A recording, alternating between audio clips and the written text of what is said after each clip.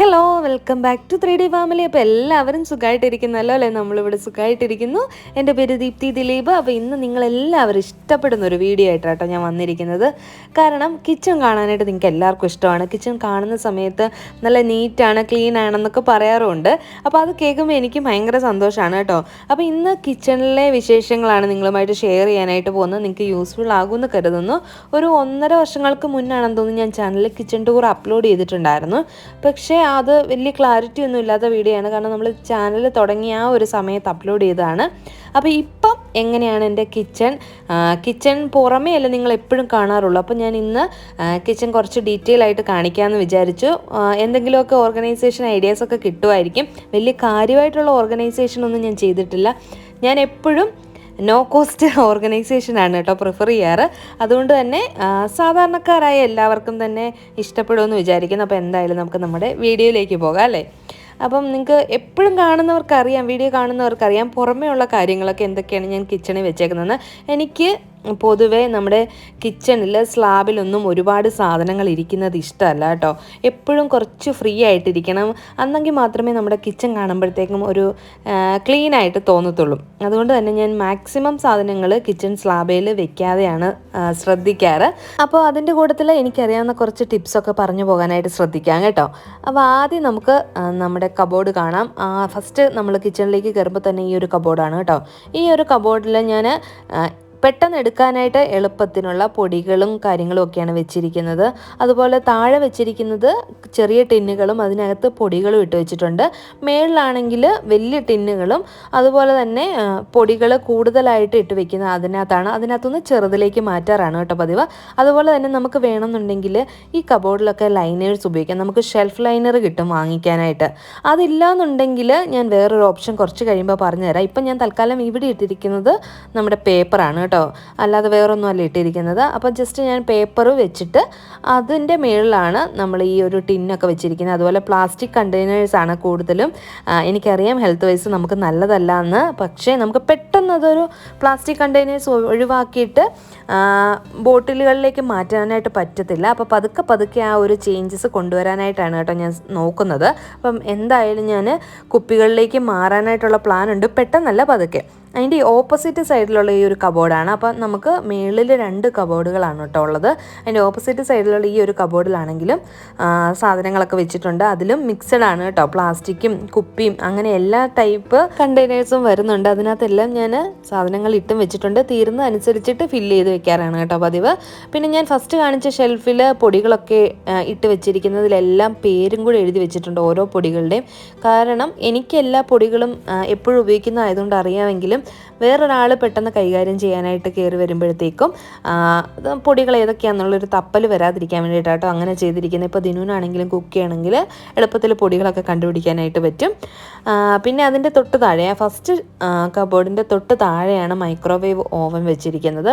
അപ്പോൾ OTG എൻ്റെ കയ്യിലുണ്ട്, പക്ഷേങ്കിൽ ഞാനത് നമ്മുടെ വാർഡ്രോബിനകത്താണ് വെച്ചിരിക്കുന്നത് കേട്ടോ, ഒരു റൂമിൻ്റെ വാർഡ്രോബിനകത്താണ്. കാരണം അതിനുള്ള കൂടെ സ്പേസ് നമ്മുടെ കിച്ചണിലില്ല. അപ്പം നമ്മുടെ ഫുഡൊക്കെ ഒന്ന് ചൂടാക്കണമെങ്കിൽ മൈക്രോവേവ് തന്നെ വേണം. അതുകൊണ്ട് തന്നെ ഈ ഒരു ഓവൻ ഇവിടെ വെച്ചിട്ടുണ്ട്. അതിൻ്റെ മുകളിലായിട്ട് ഞാൻ നൈഫ് സ്റ്റാൻഡും വെച്ചിട്ടുണ്ട്, ഒരു ടിഷ്യൂ പേപ്പറും വെച്ചിട്ടുണ്ട്. പിന്നെ ഇപ്പുറത്ത് അതിനോട് ചേർന്ന് തന്നെ വരികയാണെങ്കിൽ വുഡൻ സ്റ്റാൻഡാണ് കേട്ടോ. ഇത് നമ്മൾ ആമസോണിൽ നിന്ന് മേടിച്ചിട്ടുണ്ടായിരുന്ന വുഡൻ സ്റ്റാൻഡാണ്. അത് 4 എണ്ണമാണ് നമ്മൾ മേടിച്ചിട്ടുണ്ടായിരുന്നത്. അതിൽ 2 എണ്ണത്തിൽ നമ്മളെപ്പോഴും യൂസ് ചെയ്യുന്ന നൈഫും അതുപോലെ സ്പൂണ് കാര്യങ്ങളൊക്കെ എപ്പോഴും ഈസി ആക്സസ് ആയിട്ടുള്ള കാര്യങ്ങളാണ് ഞാൻ ഇങ്ങനെ വെക്കാനായിട്ട് ശ്രദ്ധിക്കാറ് കേട്ടോ. അതുപോലെ തന്നെ 3 ബർണർ സ്റ്റൗ ആണ് എനിക്കുള്ളത്, പ്രസ്റ്റീജിൻ്റെ. ഇത് മേടിച്ചിട്ട് 5 വർഷത്തിന് മേലെയായി കേട്ടോ. ഇതുവരെ വലിയ പ്രശ്നങ്ങളൊന്നുമില്ല. പക്ഷേങ്കിൽ അതിന് കുറച്ച് തുരുമ്പൊക്കെ പിടിച്ചിട്ടുണ്ട്. അതൊക്കെ ഒന്ന് മാറ്റണം എന്ന് വിചാരിക്കുന്നുണ്ട്, കണ്ടില്ലേ? എന്നാലും ഞാൻ എപ്പോഴും അത് ക്ലീൻ ചെയ്ത് വെക്കാൻ ശ്രദ്ധിക്കാറുണ്ട്. അതുകൊണ്ട് തന്നെയാണ് ഇതിപ്പോഴും നന്നായിട്ട് തന്നെ മെയിൻറ്റെയിൻ ചെയ്ത് പോകാൻ പറ്റുന്നത്. അതുപോലെ തന്നെ നമ്മൾ കുക്ക് ചെയ്യുമ്പോഴത്തേക്കും ഞാൻ ചിമ്മിനിയുടെ ലൈറ്റ് ഒന്ന് ഓഫ് ചെയ്താട്ടെ ഈ ഒരു നമ്മുടെ ടൈല് കാണാൻ വേണ്ടിയിട്ട്. കുക്ക് ചെയ്യുന്ന സമയത്തൊക്കെ ഇത് നന്നായിട്ട് ഓയിലൊക്കെ വീണ് വൃത്തികേടാകാറുണ്ട്. അപ്പോൾ അതൊക്കെ നമ്മൾ ആ ഒരു സമയത്ത് തന്നെ വൃത്തിയാക്കി പോവുകയാണെങ്കിൽ നമ്മുടെ കിച്ചണിൻ്റെ ടൈലും അതുപോലെ ഈ ഒരു ചിമ്മിനിയൊക്കെ ആണെങ്കിലും ആണെങ്കിലും നല്ല നീറ്റായിട്ടിരിക്കും.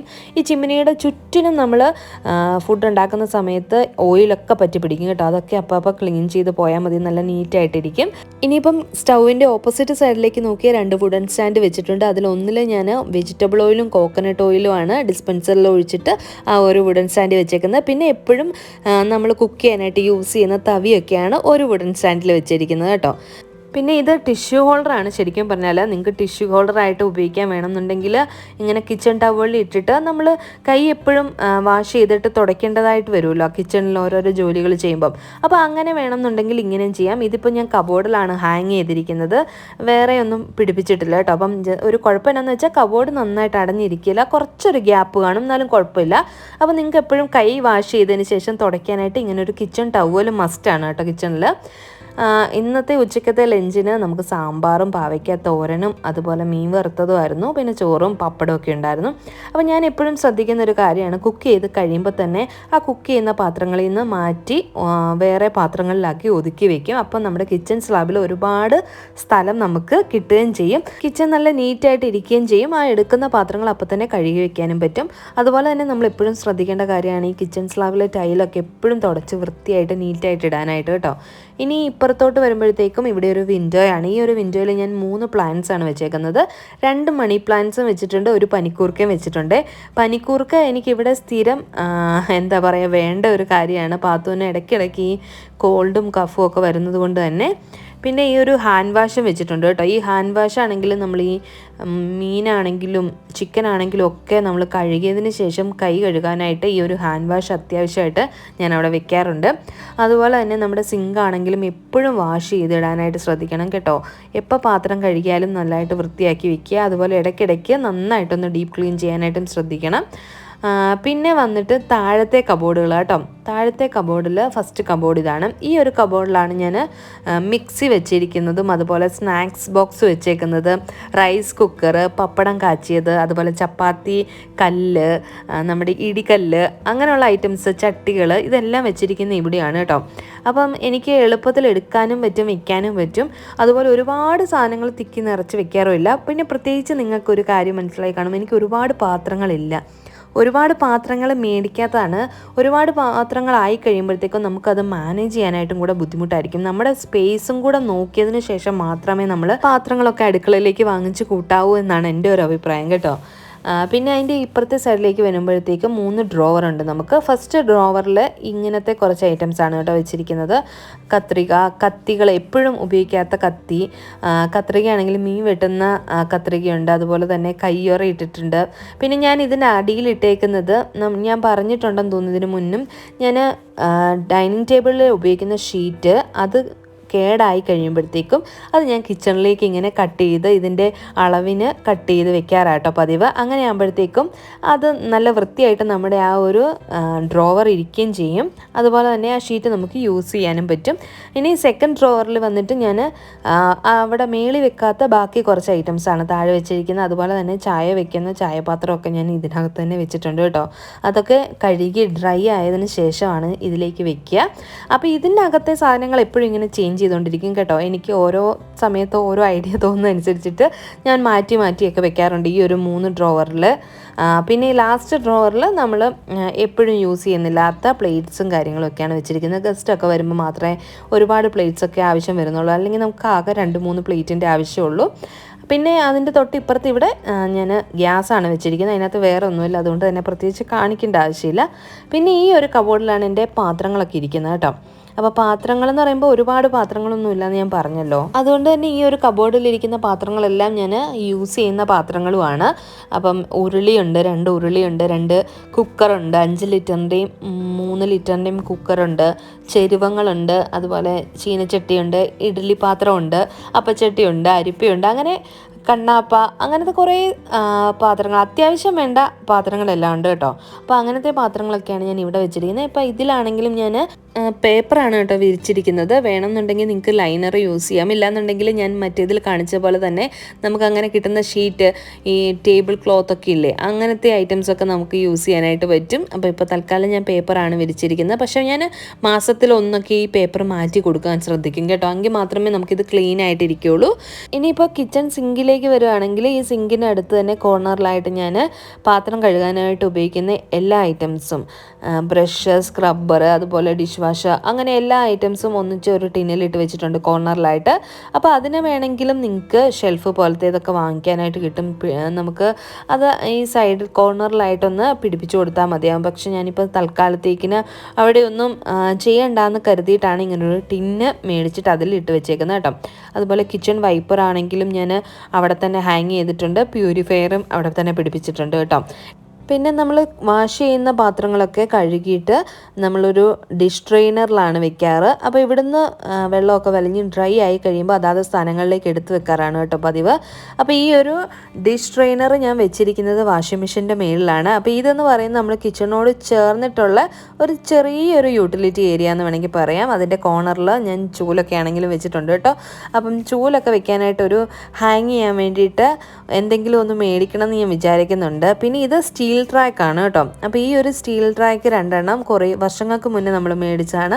അതാണെങ്കിൽ നമ്മൾ ഈ ഒരു സൈഡിൽ സെറ്റ് ചെയ്തിട്ടുണ്ട്. അതിലാണ് ഞാൻ ഈ ഉള്ളി, കൊച്ചുള്ളി, അതുപോലെ തന്നെ നമ്മുടെ വെളുത്തുള്ളി, ഇഞ്ചി, അങ്ങനെയുള്ള ഐറ്റംസൊക്കെ വെക്കുന്നത്. കേടാകാത്ത പച്ചക്കറികളിൽ പെടുന്ന സാധനങ്ങളൊക്കെ വെക്കുന്നത് അവിടെയാണ്.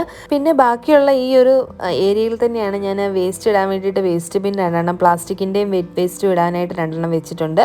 എക്സ്ട്രാ ഗ്യാസ് കുറ്റി, അതുപോലെ ചിരവ വെച്ചിട്ടുണ്ട്. ഏപ്രൺ ഞാൻ സൈഡിലായിട്ട് ആണി അടിച്ചിട്ട് അതിൽ തൂക്കിയിട്ടേക്കാണ് കേട്ടോ. പിന്നെ അതുപോലെ തന്നെ നമ്മുടെ പ്ലാസ്റ്റിക് കവറുകളെല്ലാം ഞാൻ മടക്കുന്ന രീതി ഇതിന് മുന്നേ കാണിച്ചിട്ടില്ലായിരുന്നു. അതെല്ലാം ഒരു കവറിലാക്കി വെച്ചിട്ടുണ്ട്. പിന്നെ എൻ്റെ കയ്യിലുള്ള എക്സ്ട്രാ കണ്ടെയ്നേഴ്സൊക്കെയാണ് ഞാൻ ആ ഒരു വൈറ്റ് കവറിലാക്കി വെക്കുന്നത്. അപ്പോൾ അത് കഴുകി ഡ്രൈ ആയി കഴിയുമ്പോഴത്തേക്കും ഞാനൊരു ആ കവറിലിട്ട് വെക്കും. അപ്പോൾ അതവിടെ ഒതുങ്ങിയിരിക്കും. പിന്നെ അതുപോലെ തന്നെ നമ്മൾ തുടയ്ക്കാനായിട്ടൊക്കെ ഉപയോഗിക്കുന്ന കോളിനും അതുപോലെ തുണിയൊക്കെ അവിടെ തന്നെ വെച്ചിട്ടുണ്ട്. അപ്പോൾ ഇതൊക്കെയാണ് ഈ ഒരു യൂട്ടിലിറ്റി ഏരിയയിൽ വെച്ചിരിക്കുന്നത്. പിന്നെ നമ്മൾ ആ യൂട്ടിലിറ്റി ഏരിയയുടെ ഇപ്പുറത്തായിട്ട് കിച്ചൻ്റെ സൈഡിൽ തന്നെ ആ ഒരു കോർണറിലാണ് ഫ്രിഡ്ജാണെങ്കിലും വെച്ചിരിക്കുന്നത് കേട്ടോ. അപ്പോൾ ഫ്രിഡ്ജിൻ്റെ മുകളിലായിട്ട് പാത്തുൻ്റെ ദിനുവിൻ്റെ ലഞ്ച് ബോക്സ് കഴുകി ഡ്രൈ ആയി കഴിയുമ്പോഴത്തേക്കും അവിടെ വെക്കാറ് കേട്ടോ. അതുപോലെ തന്നെ ഫ്രൂട്ട്സൊക്കെ ഇട്ട് വെക്കുന്ന ഒരു ചെറിയൊരു ഫ്രൂട്ട് ബാസ്ക്കറ്റ് ഉണ്ട്. അപ്പോൾ അതിനകത്ത് പനിക്കൂർക്കയില ഞാൻ പറിച്ചു വെച്ചാണ് കേട്ടോ പാത്തുവിന് കൊടുക്കാനായിട്ട്. അപ്പോൾ ഇതാണ് എൻ്റെ അടുക്കളയിലെ കുറേയധികം വിശേഷങ്ങളെന്ന് പറയുന്നത്.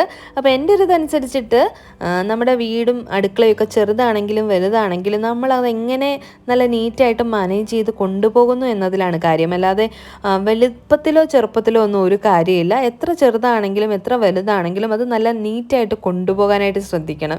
അപ്പോൾ ഇത് കാണുന്ന ഓരോരുത്തർക്കും പല പല ഐഡിയാസ് ആയിരിക്കും അല്ലേ. അപ്പോൾ എന്നെക്കാട്ടിലും നല്ല ഐഡിയാസ് ആയിരിക്കും നിങ്ങൾക്കുള്ളത്. അപ്പം നിങ്ങൾക്ക് തോന്നുന്ന ഐഡിയാസും ടിപ്സും ഒക്കെ നിങ്ങൾ കമൻറ്റ് ചെയ്യാനായിട്ട് ശ്രദ്ധിക്കണം. അത് ബാക്കിയുള്ളവർക്കും കൂടി ഉപകാരപ്പെടും. അപ്പോൾ എന്തായാലും ഇന്നത്തെ ഒരു വീഡിയോ എന്ന് പറയുന്നത് ഇതൊക്കെയായിരുന്നു. അപ്പോൾ വീഡിയോ നിങ്ങൾക്ക് എല്ലാവർക്കും ഇഷ്ടപ്പെട്ട് കാണുമെന്ന് വിചാരിക്കുന്നു. ഇഷ്ടപ്പെട്ടെങ്കിൽ ലൈക്ക് ചെയ്യാനും ഷെയർ ചെയ്യാനും കമൻറ്റ് ചെയ്യാനും സബ്സ്ക്രൈബ് ചെയ്യാതെ കാണുന്നവർ സബ്സ്ക്രൈബ് ചെയ്യാനും മറക്കരുത്. അതുപോലെ തന്നെ നമ്മുടെ ഇൻസ്റ്റാഗ്രാമിൻ്റെ പേജും കൂടെ ഒന്ന് ഫോളോ ചെയ്യുക. പുതിയ കിച്ചൺ ടിപ്സും അതുപോലെ തന്നെ നിങ്ങൾക്ക് യൂസ്ഫുൾ ആയിട്ടുള്ള ഒരുപാട് വീഡിയോസുമായിട്ട് വരുന്നതായിരിക്കും. അതുവരേക്കും എല്ലാവർക്കും നന്ദി, നമസ്കാരം. താങ്ക്